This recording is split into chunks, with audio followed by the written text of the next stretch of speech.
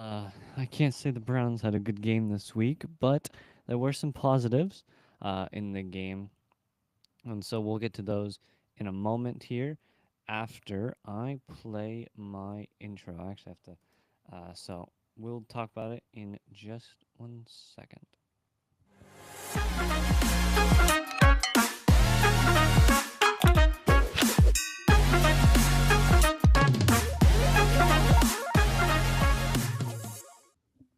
All right, well, welcome back here to Browns Breakdowns, where we are quite proud partners of Fanatic Loves Network, way up in the right corner there. I can't really get my finger there to point. But what I can point to is our favorite friends, Hemisphere Coffee Roasters, right here. If you use that referral code right there, we get 15%. So great coffee. You'll love it. Helps us out. Really appreciate Hemisphere Coffee Roasters for what they do for us. So, Browns game. Browns lose 17-41. It's been a few days now. Everyone should know that. But it was a pretty hard loss. However, I wouldn't say it was as bad of a loss as it looks like it is, because while yes, it was 41-17, and that was a bad loss, I think there were a lot of positives past the offense in this game, and so we'll start with just all the statistics here. I know they won't be very great, but might as well tell them anyway. So let's start with the Ravens, actually. I usually start with the opposing team. Ravens had Lamar Jackson. He was obviously very good. 19 for 29 for 225 yards and 4 touchdowns. Derrick Henry, though, here's a really big positive I'd like to bring up, was only 11 carries for 23 yards on the ground. When you're limiting Derrick Henry to 2 yards a carry, you did something good. However, I will say the Ravens did not utilize Derrick Henry as well as they probably should have. I feel like he was being unused to a very high extent. It felt like he was just not getting any playtime. However, there was the good point brought up of maybe the defensive line was so good that the Ravens found it unnecessary to run the ball. What the heck? But maybe the Ravens found it unnecessary to run the ball because they didn't think they could get through our defensive line. And I think that's very important that maybe, Derek, but I think the Ravens didn't use Derrick Henry as well as they could have. However, you still can't refute the evidence of the Browns played very good in the defensive line. And so maybe the Ravens just didn't find it smart enough to put the defensive line out, to put Derrick Henry out there because they didn't think he could break through the defensive line. So, again, he was very low. Lamar Jackson was only 2 for 13 and running as well. So we held their run very well. I think that we held them to like 50 rushing yards. I'll tell you in a minute. But Zay Flowers was their leading receiver in yards, 7 for 75. DeAndre Hopkins was 2 for 64 and a touchdown. He was really good that game. Devontae Walker was 2 for 26 and 2 touchdowns. And then Tylan Wallace, 2 for 25 and 1 touchdown. So DeAndre Hopkins was quite good that game. He had very good receiving moments there, and so that was a great game from him, despite his only 2 catches. But whatever, right? I mean, it felt like he had done very well that game. And then sack from defensive, by the way, sack from Tavius Robinson. I think they had one more sack. Yeah. How the heck do you say this guy's name? Ninamet. What the heck? Ninamdi Matabuik. I probably butchered that, but he had a sack, however you say his name. Nate Wiggins had an interception as well. And so that was your defensive thing. Offensive line was pretty bad, though. It felt like Joe Flacco was just getting massacred in that game. And of course, Joe Flacco is like, 50 years old? So he has no mobility either, meaning he can't escape out of the pocket if the need arises. And so he was just getting killed on the pocket. I mean, because he couldn't escape, right? Usually with these young quarterbacks, what happens is the pocket breaks down and they use their legs and they run out of the pocket and go make a play, or at least get the ball away to where it's not going to be a sack or a loss of yardage. Joe Flacco doesn't have that kind of mobility. He's just too old and isn't just there anymore. and so he can't get out of the pocket if it collapses, and so if it collapses, it's basically just a sack, and so we saw that happen multiple times, which was unfortunate, but I wouldn't say totally unexpected in terms of this, what happened this team and this game. And so, again, I don't think they played a terrible game against the Ravens. It just looks really bad if you look at the statistics and the final score. So let's go here into the Browns statistics. Joe Flacco, not a great game from him. 25 for 45, 199 yards, 1 touchdown, 1 interception. Pretty unfortunate. Not a good game from him. It definitely could have been better. I think Dylan Gabriel, he actually did play. Dylan Gabriel did play. He was 3 for 3 for 19 yards and a touchdown. But Dylan Gabriel, I think his time is coming. I don't think they're going to get rid of Flacco next week, which would be against whoever the Browns are playing. I don't actually know. I should check really quickly. Against the... Oh, great. Now it's just not going to show me. Thanks, Google, so much for your help. Here we go. We're going to be playing the Packers. Okay, yeah. So the Packers are our next game. That's right. I don't think he's going to be not playing. I think Flacco's going to get the start against the Packers. I made it clear, in my opinion, in the Fanatical Elves show, which we do every Thursday, or should have one tomorrow. Go tune into that. That the Packers, in my opinion, we'll get to power rankings in a minute, but the Packers are my number 1 team in the NFL. I think they are the best right now. So my opinion was put Dylan Gabriel out there, start him, because you're probably going to lose this game pretty bad, unfortunately, to the Packers, because they are one of the best teams in the NFL, top 5 at least. But why not start Dylan Gabriel, right? Why not let him put him out there and let him play? And so that's my opinion. I don't know if they're going to do that. I don't think they are, but Flacco was not great. Dylan Gabriel's did play a little bit that game, but I say put Dylan Gabriel's out there, might as well. Quinshaw Judkins was quite good. He was 10 for 61. I was definitely happy to see that. Dylan Sampson did not produce as much as he did last week, 4 for 6. But I liked what Quinshaw Judkins did. I think they could have utilized him a little bit better. But, I mean, I wasn't going to complain. I liked what he did. It was very impressive. And so I think Quinshaw will be a pretty decent player for the next few years, or at least a few weeks. Jerry Jeudy was your leading receiver. He was okay. Passing was pretty bad, though, so I'm not going to hold his stats back. He was 4 for 51. Harold Fannin Jr., again, good game from him. 5 receptions, 48 yards. That's 9.6 yards a catch. I mean, I'll give it to him. He had a pretty decent game. I'm definitely... Him and Quinshaw Judkins and Dylan Sampson. I don't know how Sampson's going to do in the future. Him and Quinshaw, I think, are going to be very interesting players to watch for the next 2 years-ish. Seeing how they produce and how they play for the rest of the year will be fun to watch. David Njoku, 4 for 40. Jerome Ford, 5 for 23. Cedric Tillman, 2 for 22 and a touchdown. Dylan Sampson also had a touchdown. He was 3 for 13. And then Quinshaw Judkins also had 10 yards on 3 receptions. Defensively, Devin Bush had a sack. Myles Garrett had 1.5 sacks. He was, again, Myles Garrett. He was killing it out there. He was just ravaging that offensive line. It was awesome to see. Once again, Myles Garrett being Myles Garrett, he was a menace on the defensive line. I was happy to see that. Carson Sweshinger had a few decent plays, I believe. He was also someone who I was happy to watch, happy to see do well as well, I guess. There was one other guy who I can't remember his name. He was the rookie we drafted, and for some reason I can't remember his name right now. He also was pretty decent. Mason Graham, that's right. He was pretty good. He had 3 tackles with also 2 assists. He was a decent player out there. Not great. I wouldn't say he had an amazing game, but he was definitely really good out there. And so I'm very happy with these rookies that we have and what they did. I think whatever the connection Jerry Jeudy had with Jameis Winston, he needs to get it with just like a... I mean, yeah, Jeffrey, I don't know what's up with Jerry Jeudy. There's been something up with him. He doesn't feel like the same guy sometimes. He feels like he goes up and down, up and down, up and down. There's no consistency, in my opinion. I don't know, but that's just me.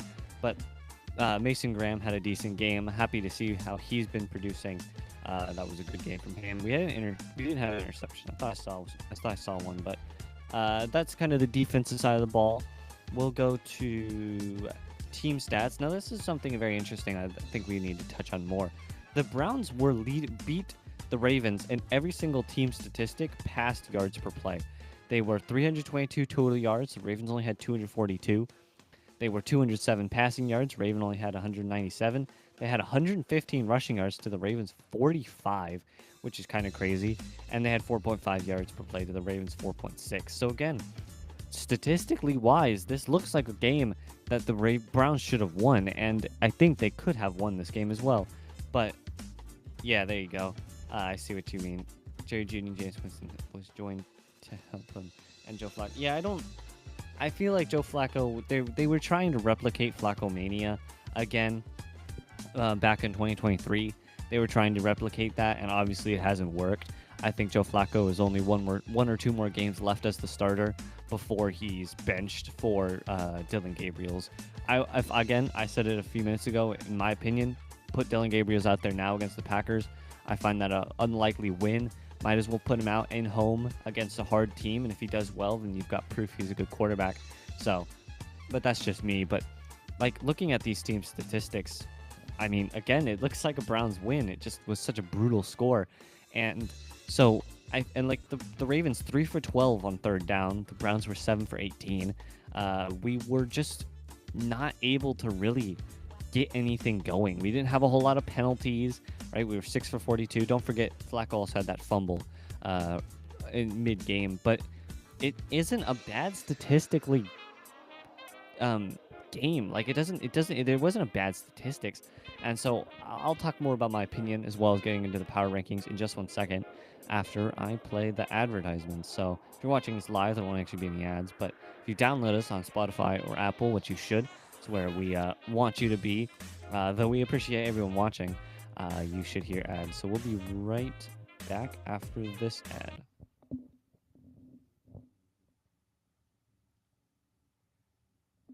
Oh, and we're back here on Browns Breakdowns. So let me talk about my opinion of the game. I expressed some of this on the post-game show. I expressed some of this in the Thursday, not the Thursday. What am I talking about? Okay, no, I'm getting myself confused. I expressed some of this in the post-game show. I do think this game wasn't all that bad. I kind of agree, Jeffrey, that we should have kept Jameis Winston. I don't know if it would have helped, though. I feel like it wouldn't have helped that much with this team. I still feel like there's something inherently wrong. I don't know what. It just feels like no matter who you slot in there, something's going to be up. And maybe we just have had bad quarterbacks. I don't know. It'll be interesting to see how Dylan Gabriels gets along when he starts in a few weeks, which I assume is going to happen, assuming Joe Flacco doesn't have like 5,000 yards. I think Dylan Gabriels will play, but maybe you kept Jameis Winston. I don't know. It's a hard thing to tell. But opinion wise, I don't think this game was that bad of a game. I know it's hard to understand what I mean by that when you look at the score and you're like, we lost by like 30 points. What are you talking about? We were in the game, by the way. Until about third quarter, we were there. It was that interception that Joe Flacco threw where he just like hurled the ball for some reason to Fannin, I believe it was. He just threw it. It wasn't a good pass, wasn't a good move. I don't know why he did it. For someone, again, the commentators talked about it. This guy has been playing in the NFL for ages now. That's a rookie mistake. That's something you'd see a new guy who hasn't played really in the NFL do. That's not something you'd see a 20-year veteran making that kind of throw.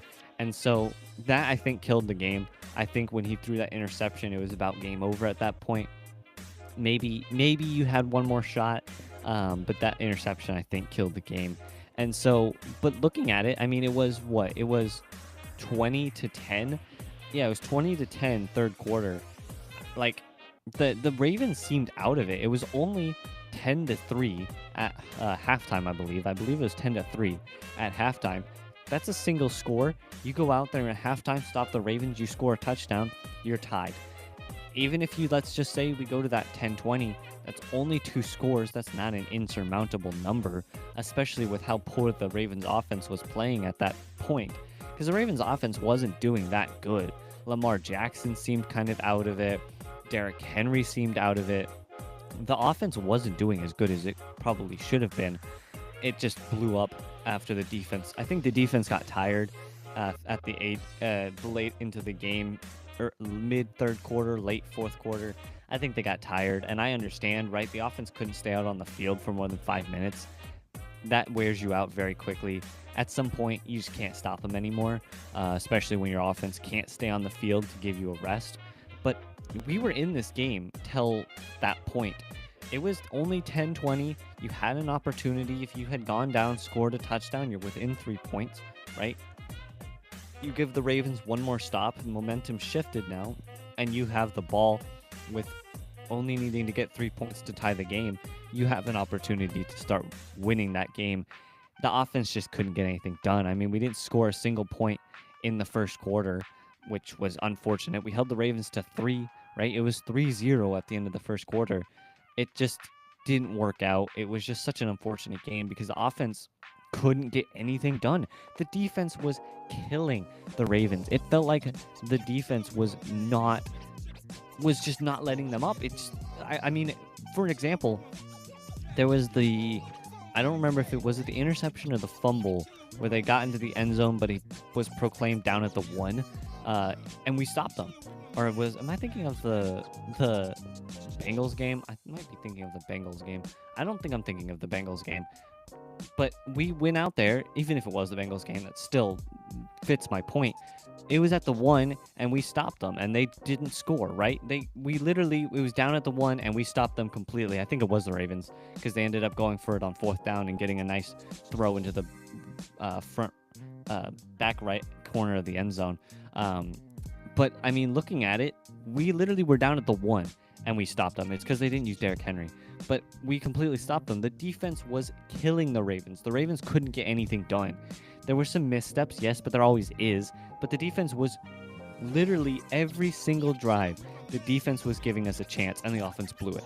The offense had multiple opportunities to get something done, and they couldn't.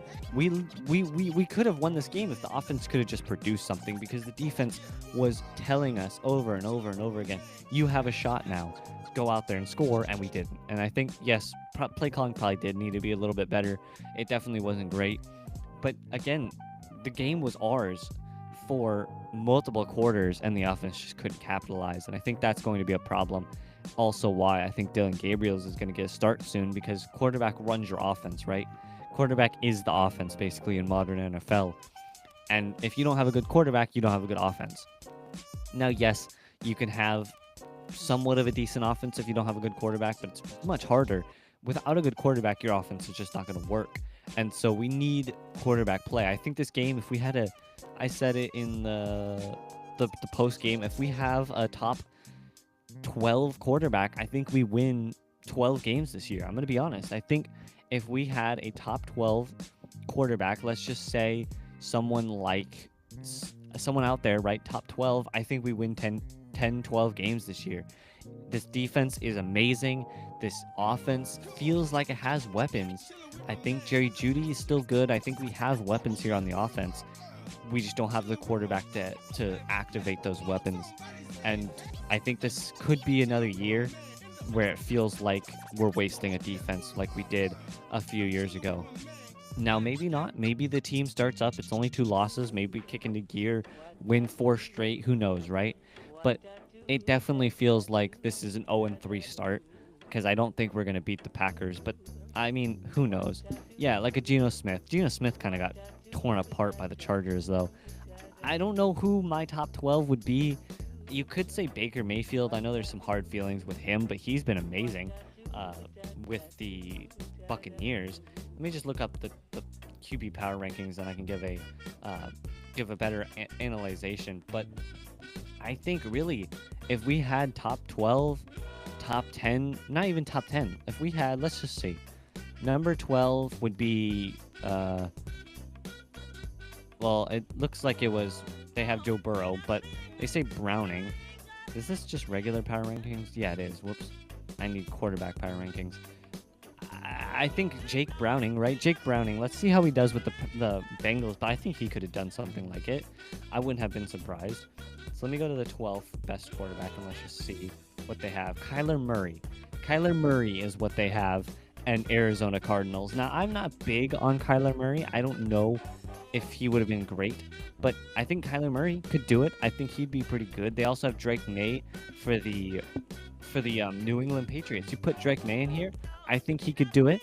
You look at someone like a, yeah, I mean, I think actually this is almost perfect here. How about Kyler Murray? Kyler Murray, 383 yards, 3 touchdowns, 70.4% completion rate. I'll say it. I think Kyler Murray could take this team to a. I think this team could take. I think Kyler Murray could take this team to a 12-win season. I think this team is there. We just don't have the quarterback. I think the offense has weapons. The defense is obviously one of the best in the NFL, I think. Sure, they let up a lot of points, but they were shutting down teams from whole quarters where they couldn't do anything. I think this is one of the best defenses in the league. I think this could be a great offense. We just don't have the quarterback. And yeah, we did Mac Jones, Russell Wilson, Daniel Jones, and Aaron Rodgers.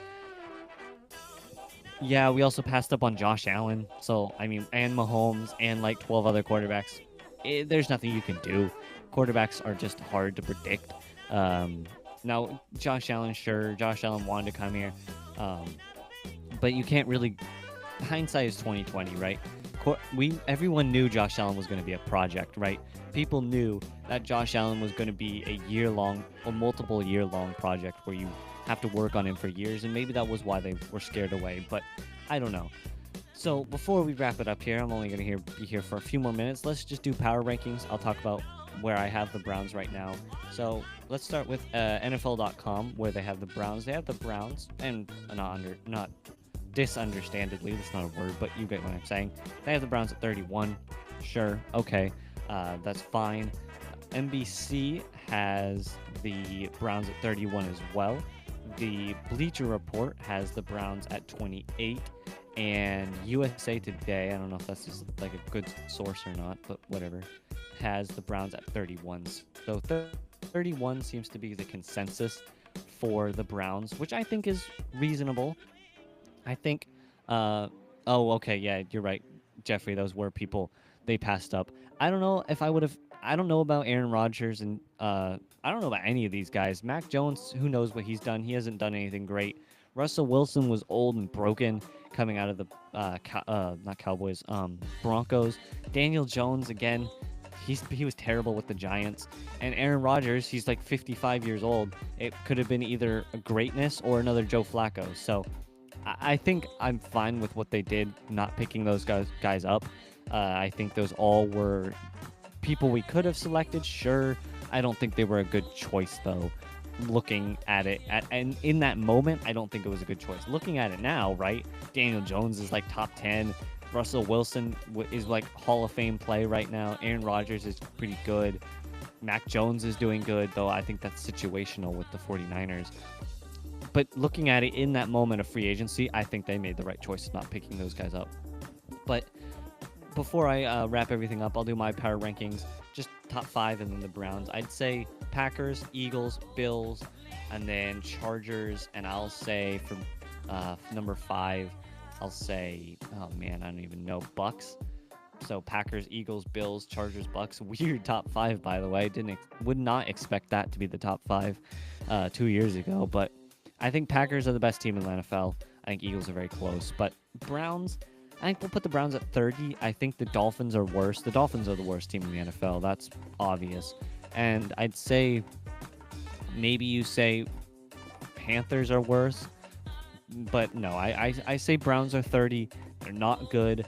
The team is 0-2, but I think there's a lot of potential on this team. But that's really all I have for you guys. I hope that's the wrong one there. I hope everyone else enjoyed this show. I know I had a lot of fun recording it here on doing it live. Thank you to Jeffrey for tuning in and listening. I do appreciate you.